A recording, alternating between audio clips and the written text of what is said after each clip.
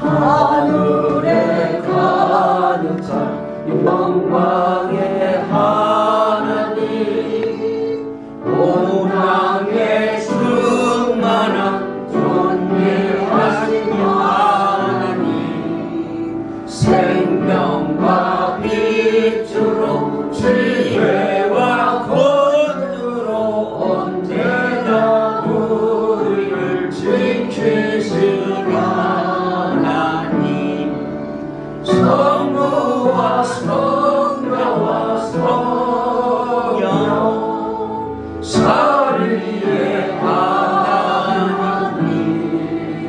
우리 예배를 받아주시옵소서.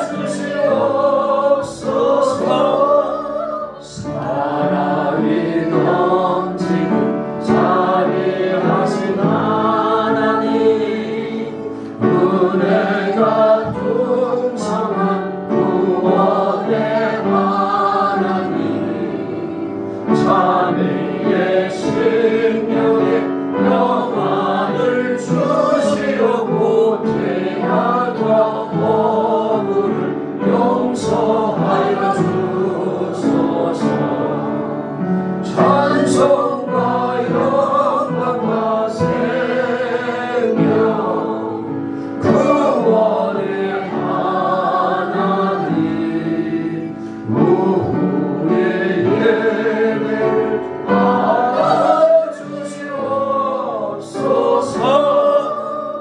연약한 심령을 굳게 세워주시고 무둔한 마음을 지혜롭게 하시고 주의 뜻 받들어 참되게 살아가며 주 말씀 따라서 용감하게 하소서.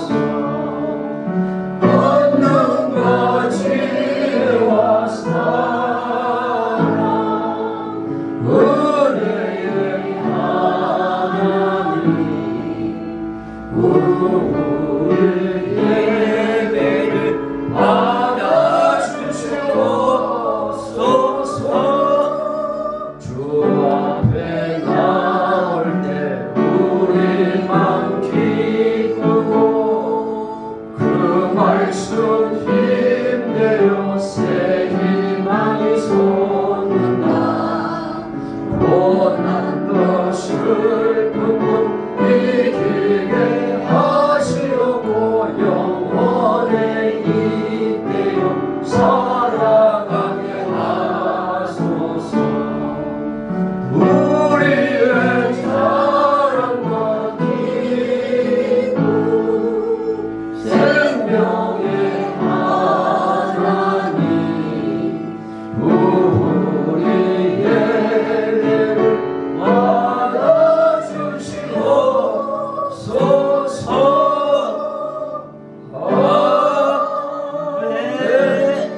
하나님 말씀 보겠습니다.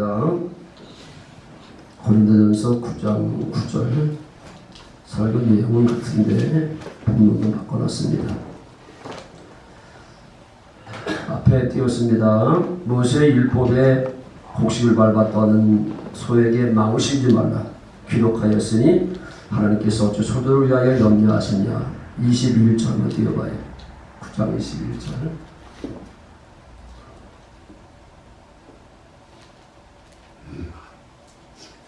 율법 없는 자에게는 내가 하나님께는 율법 없는 자가 아니요 도리어 그리스도의 율법 아래 있는 자이라. 율법 없는 자와 같이 된 것은 율법 없는 자들을 얻고자 함이라. 아멘. 네. 오늘 모세 율법을 주신 목적 지난 주간에 설교했는데 너무 흥분해서 얘기하다 보니까 실수한 것들이 많이 있어서 다시 정리할 필요가 있어서 오늘 다시 한번 설교하게 되는데요. 어제는 우리 동해시에서 자체 내에 테니스대가 있었거든요. 동해시 협회등백 클럽 때 지난번에 8강에 떨어져가지고 잘 못 찼는데 어제는 두 팀 나가가지고 하나는 우승, 하나는 준우승. 그래서 80만 원을 사는 거 어떻게 받았거든요. 그 얘기를 하는 것이 아니라 그 계식에 선생님 한 분이 나와서 이런 얘기를 했거든요. 어떤 얘기냐면 몇 주 전에 테니스를 치다가 아침에 테니스 치다가 신종지가 와가지고 이제 선생으로서 평소 하시다가 이제 은퇴한 지가 몇 년 안 되는데 테니스 치다가 쓰러진 겁니다. 그 쓰러진 신종지라고 하는 거잖아요. 신과 경세 비슷한 건데 그래가지고 옆에 있는 사람들이 신배 소생 그것도 하고 이래가지고요. 그래가지고 겨우 살아나가지고요. 그 자리에 와가지고요. 이렇게 얘기더라고요. 제가 이번에 이제 심정지 상태가 와가지고 죽을 뻔했었는데 그러면서 천국 문턱까지 갔다가 왔대요. 천국 문턱까지. 그래서 그냥 우리 클럽 사람이고요. 또 이제 제 밑에 후배 되다 보니까 제가 나중에 양수인으로 와요. 아까 얘기했는데 지옥 문턱까지 갔다 왔는데 그 말 틀린 겁니다. 아니 천국 문턱까지 갔다 왔는데 그 말 틀린 거예요. 아멘. 선생님을 예수를 안 믿었기 때문에 지옥 문턱까지 갔다 왔다고 얘기하지 맞는 거지 천국 문턱까지 갔다 왔다고 얘기하면 그거 안 맞는 거라고. 그래서 노대책은 잘 세워놨는데 선생이니까 퇴직금도 확실하게 되고요. 그리고 펜션 사업도 하거든요. 그러니까 돈이 많은 사람인데 선생님 노대책을 잘 세워놨는데 이제 4~5대책 하나만 세워놓으면 됩니다. 그러니까 아까 얘기한 건 정말 틀린 겁니다. 선생님 그날 죽었으면 천국 문턱이 아니라 지옥이 하는 겁니다. 그러니까 예수를 믿어야 된다고 그런 얘기를 이제 한 적이 있었는데요. 자, 오늘은 모세 율법을 주신 목적, 하나님께서 아브라함을 선택해가지고 아브라함에게 이런 약속을 했습니다. 다시 읽어보자면 창세기 22장 17절 이하의 말씀. 자, 모세 율법을 주신 이 목적에 대해서 듣는 겁니다. 창세기 22장 17절. 내가 내게 큰 복을 주고 내 씨가 중요한 겁니다. 이스라엘 백성들은 저 씨를 잊기 위해서 그들은 이제 엄청난 노력을 많이 했던 거죠. 내 씨가 크게 번성하여 하늘의 별과 같고 바닷가의 모래와 같게 하리니 내 씨가 그 후손이 그런 뜻이거든요. 저 씨가 그러니까 저 씨가 끊어져서는 안 되잖아요. 그래서 저 씨를 이어가기 위해서 믿음의 사람들이 등장하잖아요. 내 씨가 그 대적의 성문을 차지합니다. 그 대적 마귀의 성문을 차지하리라. 그래서 이수고시 많이 얘기했던 것처럼 성문만 빼앗으면 그 성 안에 갇혀있는 모든 사람이 빼앗은 자의 소유가 되게 돼 있다. 그러니까 모든 인류는 다 어디 갇혔다고요? 마귀의 성 안에 갇혀서 이제 그 속에서 헤어날 수가 없는 상태 속에서 살다가 마귀와 함께 지옥 가게 된 인생인데 하나님께서 우리 인류를 사랑하셔서 그 아브라함의 씨 가운데 하나를 보내시는데 아시다시피 메시아 예수 그리스도 그분을 보내가지고 마귀의 성 안에 갇혀있는 인류를 구원하겠다고 하는 엄청난 약속을 아브라함이 자기 아들 이삭을 바쳤을 때 하신 약속입니다. 엄청난 약속이지요.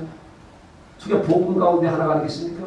그래서 아브라함은 어떤 믿음을 가져 살았냐면 아브라함은 이제부터 어떤 믿음을 가져 살았냐면 오실 메시아, 오실 예수 그리스도를 믿음으로 기다리며 헌신하며 살았다. 잘 들으셔야 됩니다. 저 모세 율법을 이제 연결되는 거거든요. 그래서 아브라함의 후손들에게 이제 모세 시대에 와서 뭘 줬냐면 율법을 줬습니다. 그 율법을 주신 목적은요, 그 율법을 지켜서 의롭고 서로 그렇게 살아서 구원받아 준 것도 아니고 모세 율법을 지켜서 구원받으러 주신 것도 아니고 주신 목적은 아브라함의 믿음을 가지고 사나고 그러니까 모세 율법을 주신 이유와 목적은 아브라함의 믿음을 가지고 살라고 주신 것이지 누굴 기다리면서? 오실 메시아를 기다리면서. 그러니까 모세 율법을 주신 목적을 그러니까 이걸 모르면 신앙생활이 삼천포로 빠지게 돼 있다니까요. 이걸 몰랐던 사람들, 그러니까 서기관과 바리새인들이 이걸 몰랐기 때문에 결과적으로 모세 율법을 지키면 구원받은 것으로 알고 모세 율법만 붙잡고 살았는데, 그러면 모세 율법이 바로 뭘 얘기하고 있는가 하면 누가복음 24장 한번 띄워봐요. 누가복음 24장 25절 이하에 한번 다시 띄워봐요.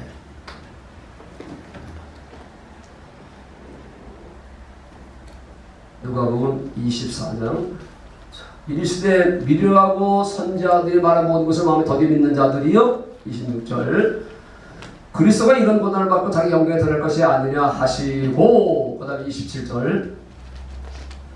이에 모세와 모든 선지자의 글로 시작하여 모든 성경에 쓴 바 자기 예수에 관한 것을 자세히 설명하십니다. 그러니까 구약의 모세에 비롯한 모든 선지자들의 바로 관심은 어디 있었냐면 앞으로 오실 예수 그리스도에 대해서. 그러니까 구약의 모든 선지자들 믿을 사람들은 어떻게 살았냐면 앞으로 오실 저 메시아 예수 그리스도를 기다리며 살았습니다. 또 모세의 율법을 주시는 것도 다 포함되어 있는 거니까 그것도 오실 메시아를 기다려 살라고. 그러니까 모세의 율법이 다가 아니라 모세의 율법이 말하고 있는 것은 바로 오실 메시아를.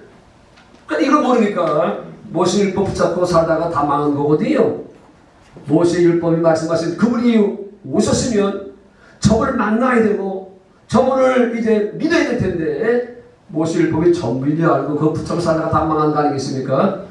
그래서 모세의 율법은 제가 이미 얘기했던 세 가지로 나눌 수 있다. 하나는 도덕법이고, 하나는 의식법 제사법이고, 하나는 시민법이다. 그러니까 모세의 율법은 세 가지로 나눌 수 있는데, 도덕법이라고 하는 것은 소위 말해서 십계명 같은 겁니다. 선하고 이러고 거룩하게 살아라 라고 하는 거. 그러니까 이 모세의 율법도 잘못된 게 아닙니다. 한번 띄워보자고요. 로마서 7장 12절. 로마서 7장 12절. 모세의 율법. 이런 가운데 율법은 거룩한 것이고 계명도 거룩하고 의롭고 선한 것입니다. 그래서 하나님께서 모세의 율법을 주셨습니다. 저건 선하고 의롭고 거룩하게 살아야 된다고. 저 하나님의 선포입니다. 그렇게 또 살면 신명기 28절에 엄청난 축복을 약속했거든요. 너희들이 이 말씀대로 살면 엄청난 복을 받으리라. 그래서 그 당시에 구약시대에 많은 사람들이 저 율법을 지켜서 복 받으려고 엄청나게 노력했는데 한결같이 다 실패했습니다. 왜 실패했냐면 육신의 생각, 육신의 마음으로는 그렇게 살 수 없기 때문에. 이거 보자고요. 로마서 5장 한 6절부터 띄워봐요. 로마서 5장 8장 우리가 아직 로마서 8장 다시 로마서 8장 한 6절부터 띄워봐요. 육신의 생각은 사망의, 영의 생각은 생명과 평안이라. 그 다음에 육신의 생각은 자 보세요. 육신의 생각은 하나님과 원수가 되나니 이는 하나님 법에 굴복하지 않을 뿐이야 할 수 안 된다니까. 육신의 생각, 육신의 마음으로는요 저 법에 굴복할 수 없고 할 수도 없습니다. 그런데 오늘날 많은 사람들이 할 수 있다고 하면 된다고. 하긴 짓부리라 뭐가 돼. 아니 하나님도 안 된다고 하는데 목사들은 된다고 하거든. 자기는 된다고 하거든요. 그런 사람일수는요 속을 뜯어보면요 다 돈 문제에 걸려있고요 여자 문제에 다 걸려있더라고요. 소위 말해서 이단의 교주들이라고 하는 그런 사람들요 가만히 보면요 자기들이 아주 거룩하고 이렇게 서럽게 살아가고 있지만요 내막을 보면요 돈에 걸려있고요 여자한테 걸려있고 복잡하기 때문에. 왜냐하면 성경이 말씀하기를 하나님은 저 육신의 생각, 육신의 마음은 아무리 훈련을 시켜도 아무리 교육을 시켜도 안 된다고 얘기하는데 누가 된다고 하는 거예요? 물론 목사들은 된다고 하거든요. 그래서 성도들 앉혀놓고 저 육신의 생각, 육신의 마음을 어떻게 변화시켜가지고 선하고 이렇고 거룩하게 살려고 그렇게 하는데 자기도 못하면서 아니 하나님이 안 된다고 하는데 안 된다고 하면 안 된다고 하는 것을 인정해야 되거든요. 그러니까 모세의 율법을 주신 목적은 저걸 지켜서 위로 떠먹게 주는 것이 아니다. 다시 로마서 3장 20절 지난주에 봤던 거 로마서 3장 20절. 그럼 뭐 해준 건가? 결과적으로 로마서 시작. 그러므로 율법 행위로 그의 앞에 의롭다 하심을 얻을 육체가 없다. 율법은 죄들을 깨달음입니다. 아니 성경이 이렇게 얘기하고 있잖아요. 율법을 지켜서 그 앞에 의롭다 하심을 육체는 한 사람도 없다. 그래 다 죄인이라는 얘기죠. 단지 율법의 거울에 비춰서 나는 죄인이다. 나는 죄인이다. 그러니까 죄를 깨달아 주시는 거잖아요. 그래서 갈라디아서 3장 24절 갈레아 3장 24절. 그래서 어디를 인도하기 위해서? 24절. 3장 24절. 이같이 율법이 우리를 그리스도께 인도하는 초등교사가 되어 우리로 하여금 믿음으로 말미암아 의롭다함을 얻게 하려 하십니다. 그래 율법을 주신 목적은 어디에게 인도하기 위해서? 내가 제 이름을 깨닫게 돼서 그리스도께 인도해서. 그래서 죄를 짓는 자는 마귀에게 속하나니라고 요한일서 3장 8절. 자, 여러분들이 영적 정체성을 바로 알아야 되거든요. 그래 말에 해결책이 나오는 거잖아요. 자, 3장 8절. 요한일서 3장 8절. 죄를 짓는 자는 어디에 속했다고요? 마귀에게 속하나니. 죄를 짓는 자는 마귀에게 속하나니. 마귀는 처음부터 범죄함이라 하나님의 아들이 나타나신 것은 마귀를 멸하려 하셨다. 그러니까 구약시대 성도들이 이 모세율법 도덕법에 거울에 비춰봐서 우리는 그렇게 살 수 없는 죄인이구나. 그래 죄를 짓는 자는 마귀에 속한 사람들이었으니 그들이 바로 이제는 뭘 찾아 나서야 된다고? 나는 죄인이고 마귀에 속한 자이기 때문에 아브라함에게 하나님께서 약속하시기를 마귀 안에 갇혀있는 사람들을 해방할 자 메시아를 보내주겠다. 그래서 구약시대의 성도들, 제대된 성도들은요 자신이 죄를 깨닫게 되고 그래서 아브라함이 약속하셨던 메시아를 보내주겠다는 그 약속을 믿고 믿음으로 기다리며 살았다고 하는 거지요. 아멘. 무슨 말인지 잘 이해를 할 텐데요. 아멘. 그러니까 도덕법을 주신 목적은 그 직접서 의롭고 거룩한 선하게 사람 주시는 것이 아니라 자신이 죄인임을 깨닫게 하셔서 그래서 우리들을 어디로 인도하기 위해서 자연스럽게 구원자는 예수밖에 없으니 예수에게로 인도하기 위해서. 그렇죠? 자, 두 번째 법이 의식법, 제사법이 됐습니다. 그러니까 예수님이 오시기 전 사람들이니까 임시 방편으로 제가 다시 들어오지 마라 나가가지고 다시 들어오지 마라. 여기 있을게요, 목사님. 방에만 놓고 있어요. 다시 오지 마라. 예배 방해하려면 그건 마귀요 마귀. 자, 그래서 임시 방편으로 그러니까 예수가 오시기 전이니까 임시 방편으로 죄진 사람들이 제사 받기 위해서 뭘 잡았다고요? 양을 잡았습니다. 죄가 없는 양한테 안수함으로, 이 안수라고 하는 것은 전가라고 하는 의미가 있는 거잖아요. 그래서 세례 요한이가 예수님께 안수 세례했을 때 인류의 모든 자가 다 예수님께 넘어가가지고 그래서 요한복음 1장 29절 요한복음 1장 29절 그래서 사도 요한이가 그 다음날 이런 고백을 하잖아요. 멋진 고백을 하잖아요. 요한복음 1장 29절 시작. 이튿날 요한이 예수께서 자기에게 나오심을 보고 이르되 보라 세상 죄를 증거하는 하나님의 어린 양이로다. 이제 진짜 어린 양이죠. 근데 이 진짜 어린 양이 오기 전에 구약시대 사람들은요 어린 양을 잡아서 피 흘려 죽이면서 그들의 임시방편으로 제사 받게 된 거지요. 무슨 말인지 아시죠? 그러니까 어린 양의 피가 제사 한 자가 아니라 그 어린 양은 곧 예수 그리스도를 상징하는 거니까 예수 그리스도의 모형이니까 임시방편으로 그렇게 제사 받으면서 그들은 뭘 생각했냐면 앞으로 이런 짐승 어린 양이 아니라 진짜 하나님의 어린 양에 와서 우리들의 죄를 위해서 십자가에 죽어서 돌아가신 것을 믿는 믿음으로 살았다고 하는 거죠.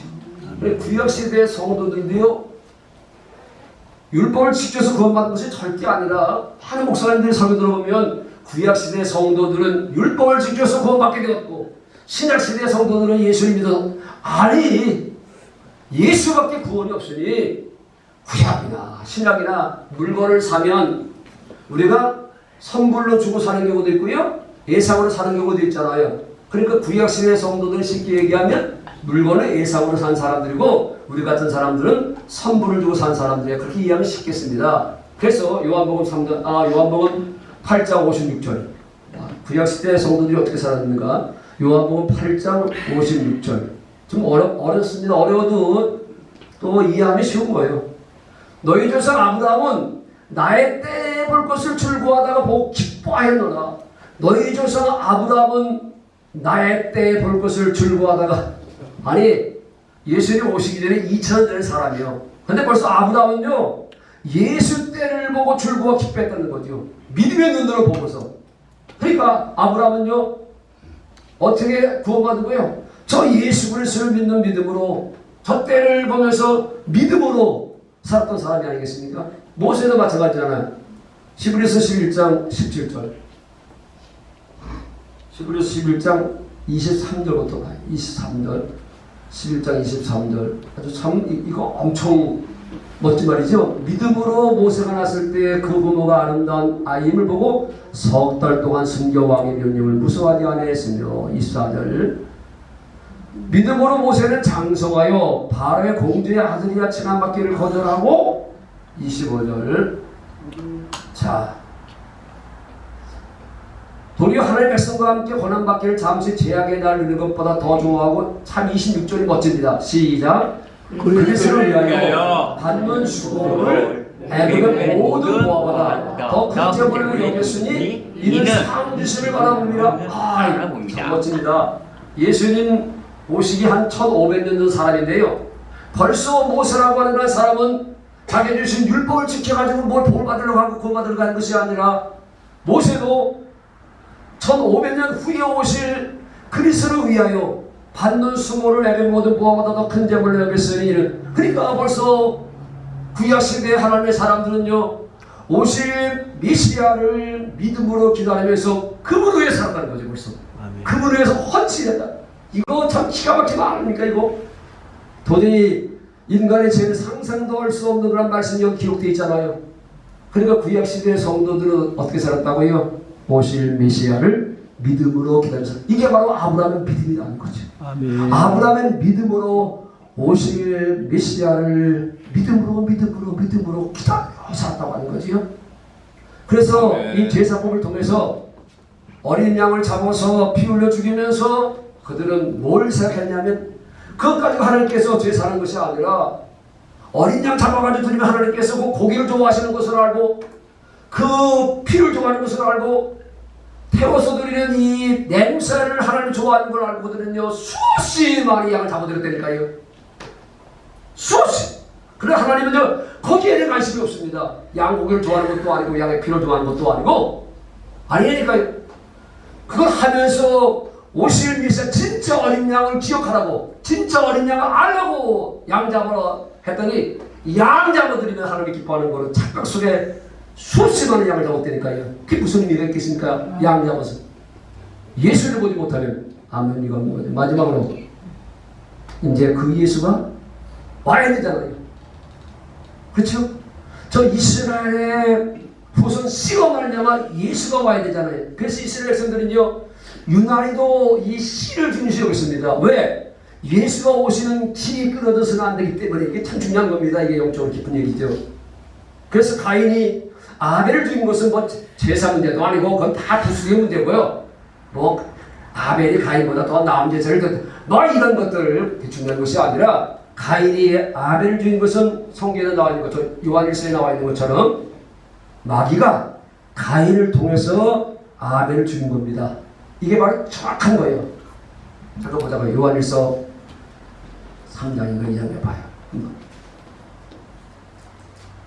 요한일서 보자. 3장 12절. 요한일서 3장 12절. 가인같이 하지 말라. 그는 악한 자에게 속하여. 악한 자가 누구예요? 마귀에게 속하여 그 아우를 죽였어요. 그렇죠. 성경 그렇게 얘기하잖아요. 어떤 이유로 죽었냐? 자기 행위는 아까 그의 아우는 행위는 모유입니다. 어쨌든 간에 그러니까 사도 요한은 창세기는 카메라를 찍은 겁니다. 창세기는 카메라를 찍었기 때문에 겉만 찍을 수 있는데, 사도 요한이가 요한복음과 요한 1서 2서 3장은 뭐로 찍었냐면 내시경을 찍었어요. 그러니까 카메라를 찍으면 겉만 볼 수 있죠. 그러나 내시경을 찍으면 그 속을 깊이 볼 수 있는 것처럼 사도 요한이는 바로 영적 내시경으로 이 사건을 봤다고 하는 거죠. 아멘. 그게 기가 막힌 거죠. 그렇잖아요. 겉으로 보면 그냥 가인이 자기 제사 안 받아가지고 그냥 분노해서 죽인 것으로 알고 있지만, 그러나 이걸 내시경으로 보면, 영적 내시경으로 들여다보게 되면 살인 마귀가 가인을 통해서 아벨을 죽였다. 왜? 아벨을 통해서 예수 그리스도가 오실까 봐서. 그래서 하나님은 예수 그리스도가 오시는 게 끊어져서는 안 되기 때문에 셋을 통해서 그 씨를 후손을 잘 이어가잖아요. 임소수만 얘기했던 것처럼 애굽에 사는 이스라엘 백성들의 남자에게 씨를 말려고 했던 것도 바로는 마귀를 상징하기 때문에 마귀는 아닙니다. 이스라엘 민족을 통해서 예수가 오면 자기 머리를 박살나기 때문에 그렇잖아요. 예수가 오면 마귀 머리는 박살나게 돼 있잖아요. 창세기에 이미 얘기했던 것처럼 성경이 얘기하잖아. 그러니까 알잖아요. 마귀는 영의 세계를. 그래서 이스라엘에서 남자아기를 다 죽이려고 했던 것 이게 다 영적으로 보게 되면 그런 의미가 있는 거지요.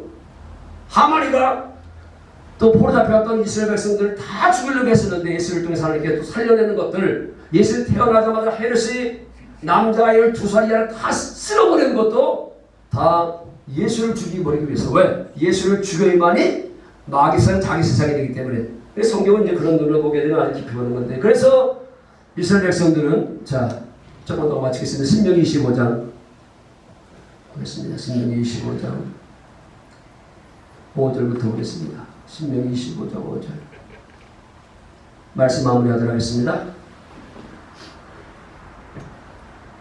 형제들과 함께 사는데 그중 하나가 죽고 아들이 없거든 그 죽은 자의 아내는 나가서 타인에게 시집까지 말 것이요 그의 남편의 형제가 그에게 들어가서 그를 맞이하여 아들을 삼아 그의 남편의 형제된 의를 그에게 다해. 이게 바로 이제 예수님 오시기 전까지 행했던 이제 수원제도라고 하는 계대 결혼제도라고 하는 거죠. 이건 이스라엘 나라만 있는 건 거의. 예? 그러니까 성수가 씨 없이 이제 남편이 죽었으면 그러면 누가 들어간다고? 그 시동생이 성수에게 들어가가지고요. 그래서 씨를 얻게 하는 거거든요.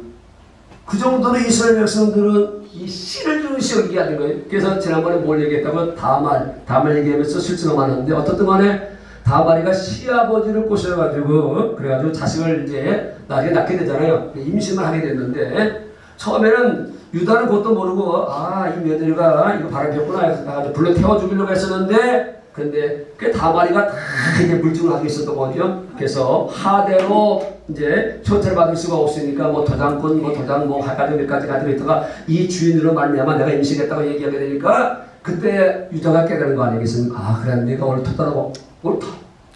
그러니까 다말이는 자기 정욕을 채우기 위해서 시아버지를 꼬신 것이 아니라 그렇다면 젊은 청소 가부는 젊은 남자를 꼬셔가지고 얼마든지 자기 욕을 채울 수 있는 것이지만 그게 아니라 그 가문을 통해서 예수 그리스도가 오시기 때문에 그래서 세상 사람들은 시아버지를 꼬셔가지고 아이를 낳았다는 그런 이제 아주 더욱더 윤리적인 관점을 보게 되면 못된 여자라고 하는 그런 소리를 들어서까지 그는 예수 그리스도가 오시는 길을 잇기 위해서 그렇게 시아버지가 붙어가지고 자식을 낳게 됐다는 거죠.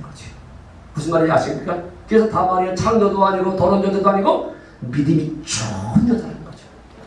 그렇죠? 도덕과 유전의 관점을 보게 되면요, 건녀가 아주 창녀에 비슷한 시아버지 모셔가지고 어떻게 자식을 낳았어요? 말도 안 되는 거잖아요. 성경은 도덕과 유전의 관점에서 봐서 안 나고 하나님의 생명의 관점에서 봐야 된다라고 하는 얘기를 제가 수없이 말해야 되는 거 아니겠습니까? 음란한 얘기도 아니고 그런 얘기도 아니잖아요. 그래서 오나라는 녀석이 송수에게 씨를 주지 않기 위해서 땅바닥에 설정한 그런 죽수 죽여버리잖아요. 왜냐하면 두 가지 면에서 생육하고 번성하라고 하는 하나님의 뜻을 어긴 것과 또 한 가지는 예수 그리스도가 오시는 길을 끊기 위한 하나의 행동이기 때문에 그건 죽어야 마땅하다. 그래서 아주 그냥 죽사 시켜버리잖아요. 오나리가 성수한테 씨를 안 주어가지고 그건 마귀라는 짓이라는 거죠. 하나님은요, 사랑의 하나님이시면요, 마귀와 관계된 것에 대해서는 하나님은 인정이 없습니다.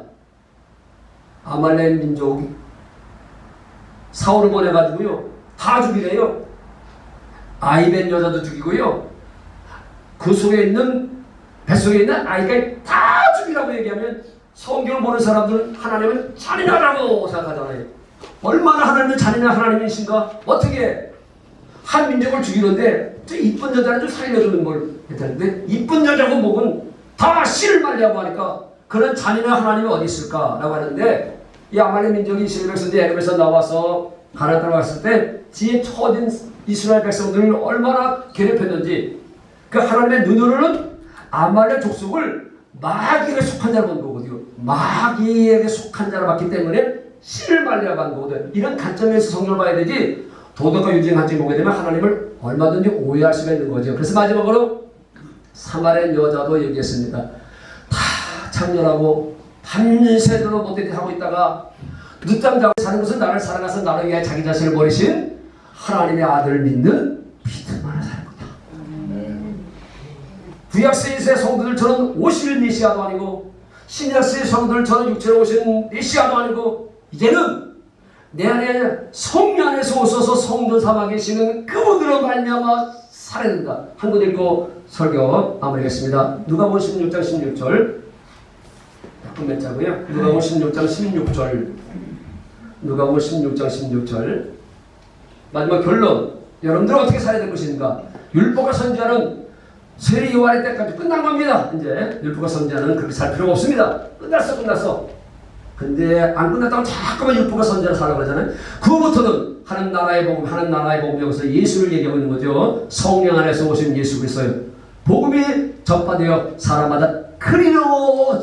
이제 여러분들은 어떻게 살아야 된다고요?